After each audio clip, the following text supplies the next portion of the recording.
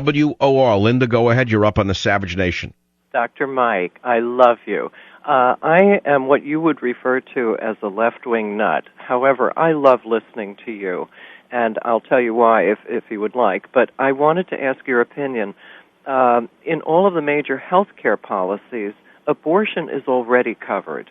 And to the people who object to that abortion coverage under this Obamacare, currently, I don't agree with them, but they should be against the tax cuts and a complete absence of corporate tax paying by industries that do cover abortion under most plans.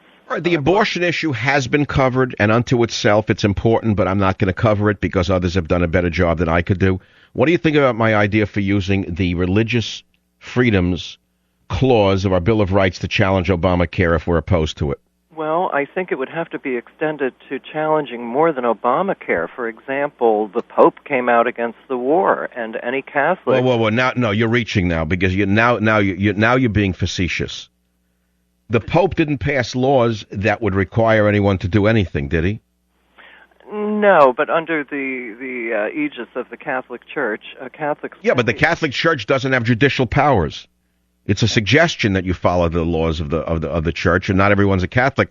But in this regard, everyone has to be a Democrat, and everyone has to be a liberal, and everyone has to buy Obamacare. So I'm saying, since he has already, pardon me, granted the right to Christian Scientists and Amish to opt out of Obamacare, even though you disagree with me, you're a liberal, you listen, how would you use that to get out of Obamacare if you, let's say, were not a Christian Scientist? Would you think if there's another way for a Catholic, a Jew, or a Muslim, or a Hindu to do so?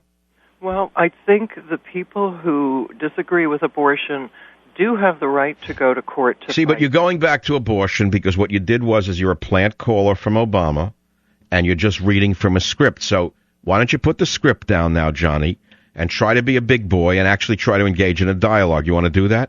Vote for Mr. Obama. I voted for Dennis Kucinich. Well, that's even worse.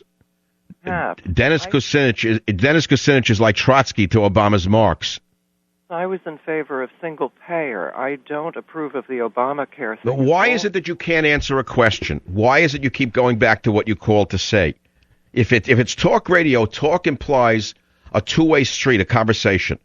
And the theme today is Savage suggests using religious freedoms to challenge Obamacare. You're an intelligent man.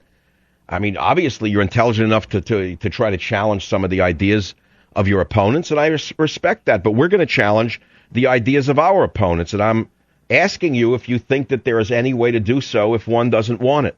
Yeah, I believe they have the right to challenge that. I'm not arguing against that. It's just that already people, unbeknownst to them, are funding through their tax dollars, through subsidies to the health insurance. I understand, but you're going back again to abortion because that's the script that you have in your hand.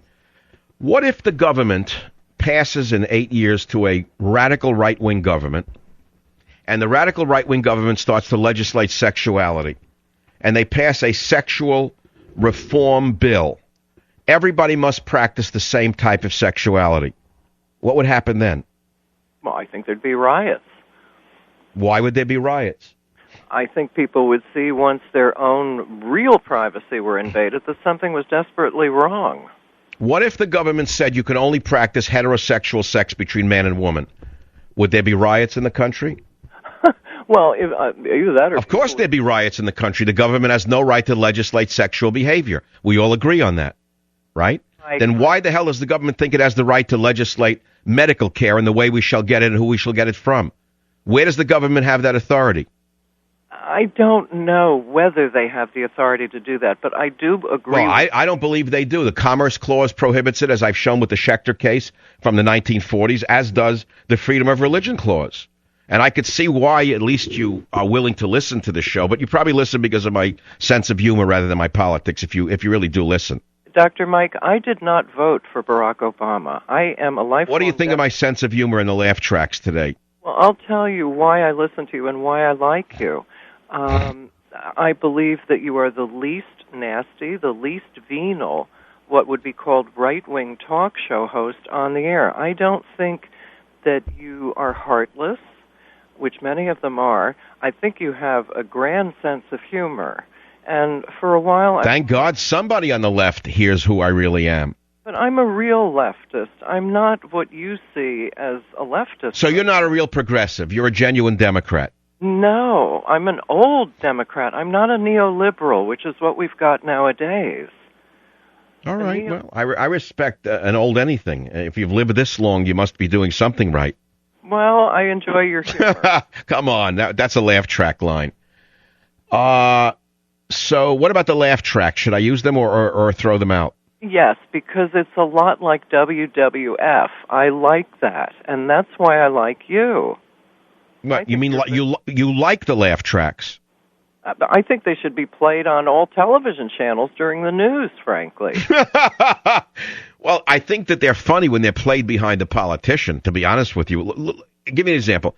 Let's play a straight Obama, like a 10-seconder, and then do a laugh track, and we're going to have Linda tell us what she thinks. What I worry about would be that you essentially have still two chambers, the House and the Senate, but you have simply majoritarian absolute power on either side. And that's just not what the founders intended.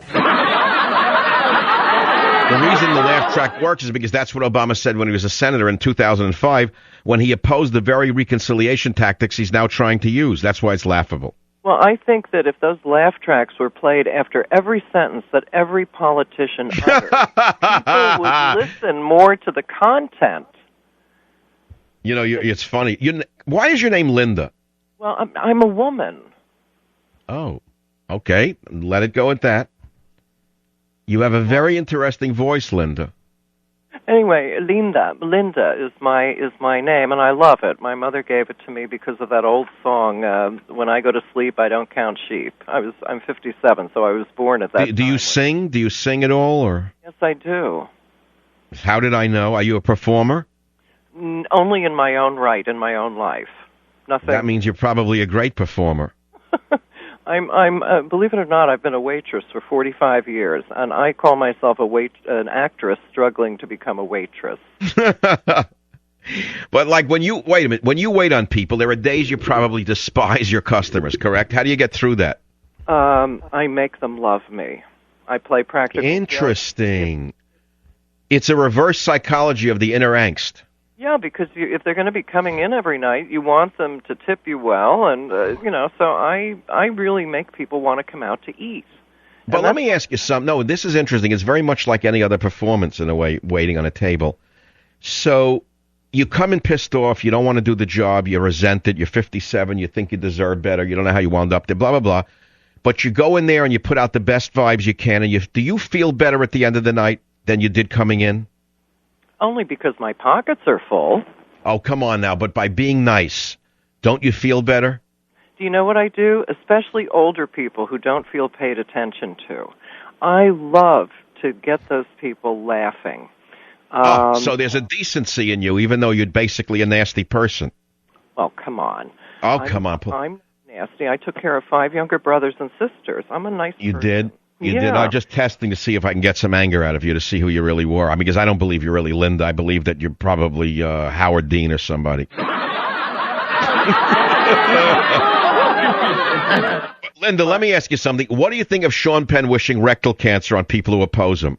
I think what he said was he hoped that they would die screaming from rectal cancer. I assume. Oh, that's horrible. Isn't that a horrible thing? Well, I think he was talking about the people in Haiti who didn't have medical care, that's what was happening. No, he didn't. She asked him about people who don't like his humanitarian work and put him down.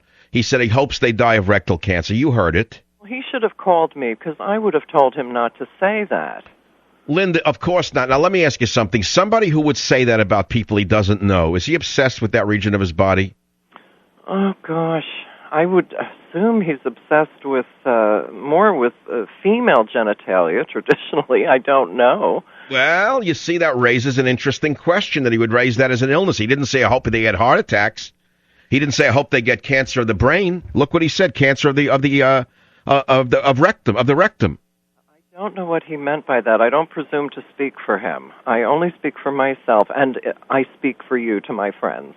And I do? You're not laughed at? You're not mocked for saying you listen to me on WOR in New York? You're not shunned? university. I live in a university town. I know these fancy professors. They think I'm out of my mind. But I'm a very independent thinker. And you also they aren't. You know that they're very, very, they're much deeply imprisoned, the university people. Want their pensions. They're scared to death. They'll go along with anything right now. But you also remind me of Andrew Dice Clay, and I say that in a very favorable way. He was funny. I don't take that in a bad way. I liked him when he first came on the scene. He was great. He was a parody of the uneducated male, and the feminists got the wrong idea. Anyway, so you think I'm a parody of the uneducated as well? No, I think you're a parody. I don't know how to explain this quickly. I think you're a parody of right-wing venal talk show hosts, but you have a heart and a sense of humor. I think you're... you got half of it right. I'm a parody of a paradigm is what you're trying to say. Something like that, but I don't That's right. See that? Doesn't that tell you everything? If I could take what you just said as a put-down and turn it into a positive,